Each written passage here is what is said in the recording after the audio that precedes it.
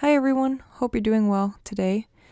This video is just a little experiment. I'm testing out a feature in my video editor which allows me to capture my desktop, and I thought I'd just go through a blog post by the Public Domain Review.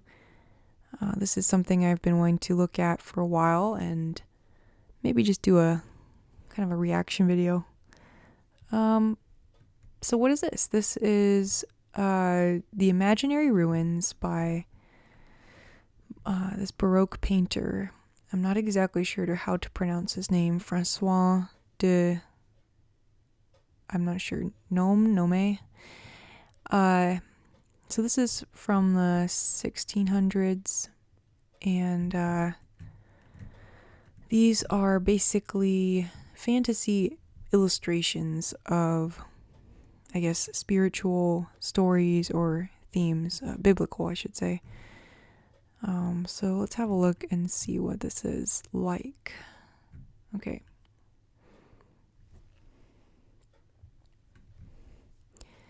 So I'm seeing a lot of Roman-inspired architecture here.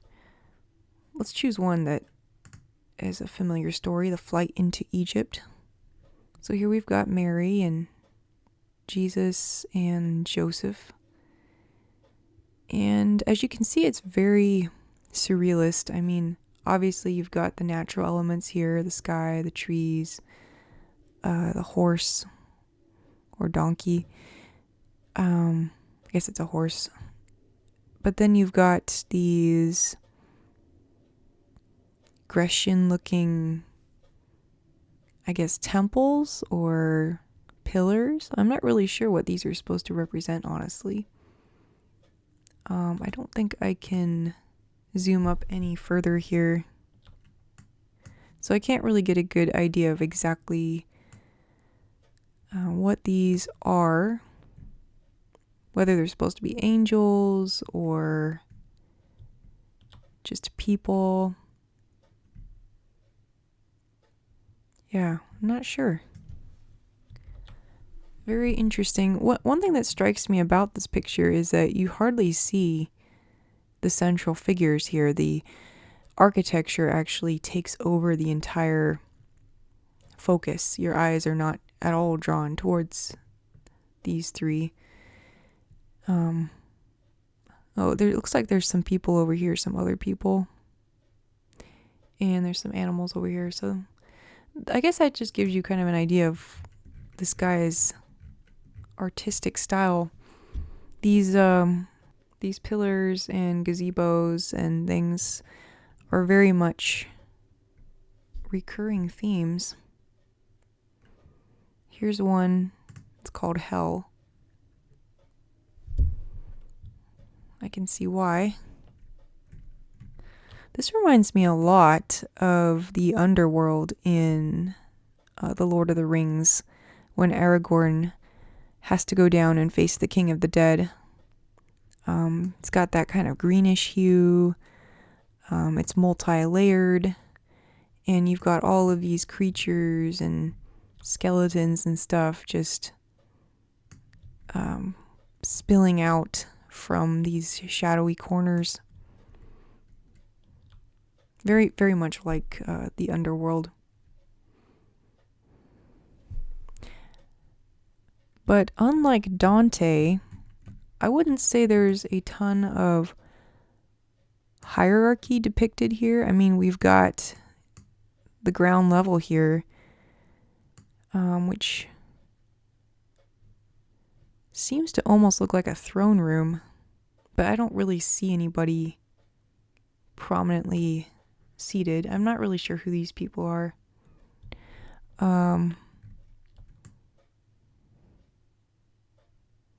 Yeah, to me this is very chaotic, and yet definitely not. I mean, I wouldn't say this is very Dantean unless it's just like one scene from Inferno, but it's certainly grotesque. Okay, let's see. We've got the fall of Atlantis, David in the temple. I'll link to this page in case there's any specific painting you guys wanted to check out on your own. Maybe I'll just let's look at, let's see.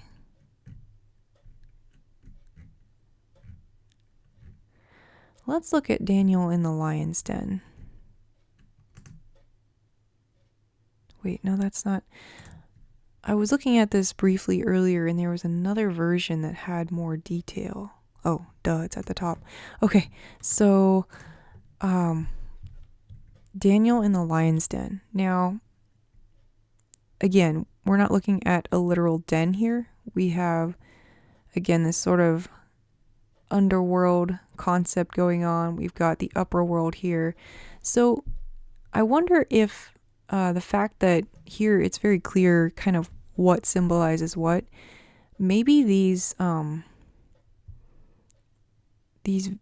Roman looking buildings are actually meant to represent celestial beings or, you know, more heavenly concepts versus, you know, down here you've got this kind of fragmented, shattered looking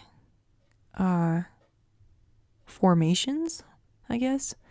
And so if you go back to the one we were looking at, actually a couple of pictures we were looking at in the flight into Egypt, so you don't really have the chaos. You've got these structured buildings, but then back in hell we've got, I mean, there is some structure, but again, this sort of fragmented looking earthy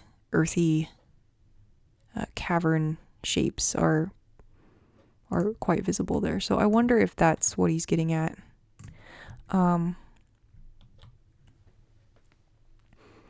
You have to look kind of hard to see lions, but I do see these are lions here. There's people getting, I guess, torn apart.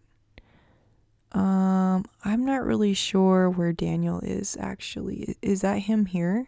There's somebody like seated there, I think.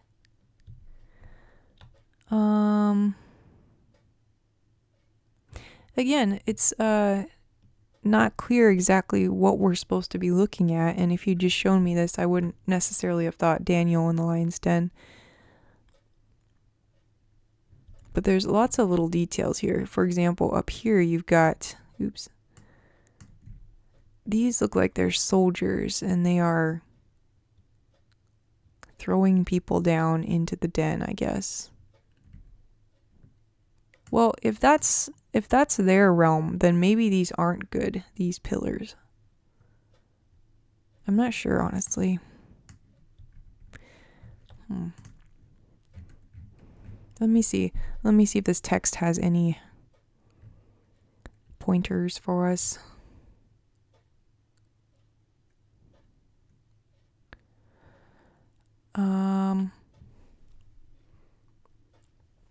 I don't know who this painter is, so I can't really compare them. More Wikimedia Commons content. So maybe I'll go check that out later. This, again, is just an experimental video. And I think this probably bears more research than I want to spend right now. But definitely an artist I had not heard of before. I really recommend following this website if you want to see weird stuff that's in the public domain. Not all of it's weird. For example, they just had one on Australian creatures. I should say paintings of Australian wildlife. But yeah, definitely check this website out if you have not heard of it before. And I might be reacting to other things from this site in the future. So thanks for watching, and I'll see you next time.